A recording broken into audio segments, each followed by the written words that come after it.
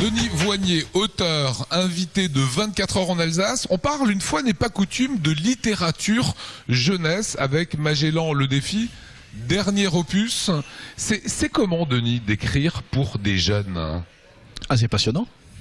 C'est passionnant, et puis on est tout d'un coup dans la peau d'un jeune. On rajeunit. On rajeunit énormément parce qu'on se coule dans les personnages, hein, finalement, et dans cette histoire qui est prévue pour des jeunes de cet âge, hein. C'est une tranche de 8-12. Hein. J'ai eu 8-12. Mais oui, on l'a tous eu. J'ai eu 8-12 et l'écriture, le style est simple, fluide, et on est vraiment dans le détail, on est dans la pédagogie et l'explication de texte. J'aime bien. J'aime bien, en même temps, comme il s'agit ici de romans qui sont tout de même à connotation, on va dire, historique, que le détail soit un petit peu creusé, pour qu'il y ait quand même le passage d'une info et qu'on en ressorte avec un petit plus. Et voilà, maintenant, Magellan, j'ai lu le livre, c'est une aventure, ça me plaît, il y a des rebondissements, sans doute des choses comme ça qui agrémentent, mais j'ai appris des choses sur ce personnage formidable. Entre nous soit dit, j'ai appris des choses sur Magellan, sur le type de bateau qu'il utilisait. L'histoire, en gros, c'est deux jeunes, c'est Juan et Inès, c'est sa cousine. Ils vont les deux arriver jusqu'au bateau de Magellan. C'est le début de l'expédition. Magellan souhaite trouver la route des Indes et par là même prouver que la Terre est ronde. On y reviendra dans un instant. Et en fait, ces deux jeunes vont tout simplement lui sauver la vie. Il y a un risque d'attentat et ils l'alertent. C'est ça. Alors là, on est dans la fiction.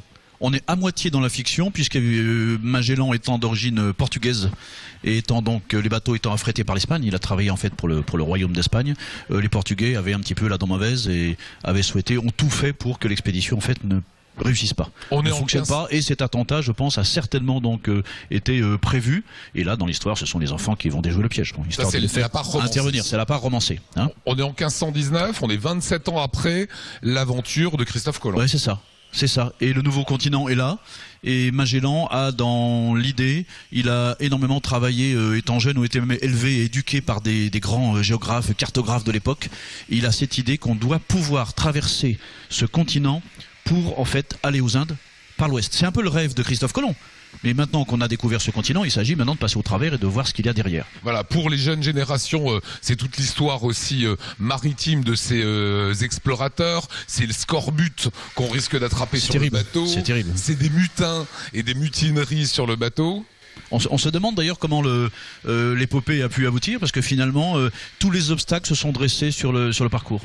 Les mutineries, les personnes qu'on découvre parfois dans des endroits un peu hostiles, etc. La maladie, la faim, le froid, tout y est, mais Magellan ne cède pas. Il ne cédera pas. Quel type d'homme est-il, Magellan? Un aventurier? Oui, c'est un aventurier, certainement, mais c'est quelqu'un d'assez solitaire, en fait. D'assez solitaire, d'assez dur, d'assez froid, mais par contre, il sait mener son expédition. C'est peut-être aussi le trait de son caractère qui fait qu'il va tout de même y parvenir, et il n'a à aucun moment, quasiment, il fait pas montre d'énormément de sentiments par rapport à son équipe, etc., par rapport à son... C'est un chef, c'est un navigateur, c'est un solitaire. C'est un chef, mais, comment dire, il est parfois contesté parce que les autres personnes trouvent qu'on part à l'aventure, mais dans une aventure folle dans laquelle on n'a jamais mis les pieds, on ne sait même pas si on va revenir, on ne sait pas où on va, et on ne sait pas si on va revenir, on ne sait pas ce qu'on va trouver.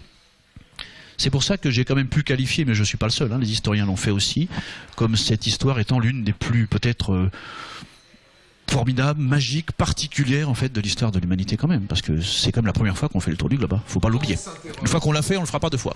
Quand on s'interroge sur Magellan, il cherche une terre comme Christophe Colomb, ou il cherche à démontrer qu'en partant à l'ouest et en faisant le tour, la terre sera ronde? Mais il cherche plusieurs choses.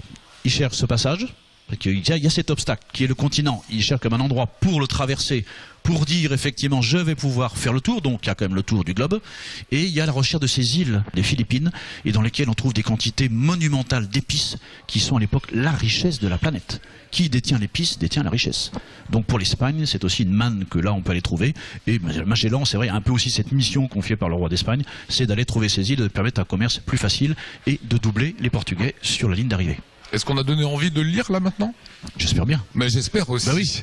Denis Voignet, Magellan le défi, c'est très bien écrit encore une fois. C'est pour les 8-12, voire plus. J'imagine que les secondes, premières, terminales peuvent prendre beaucoup de plaisir. Les adultes. Les adultes, aussi, et c'est surtout une aventure exceptionnelle. Certainement, je crois. Voilà, fin de cette édition de 24 heures en Alsace. Merci beaucoup, Merci Denis. de m'avoir reçu.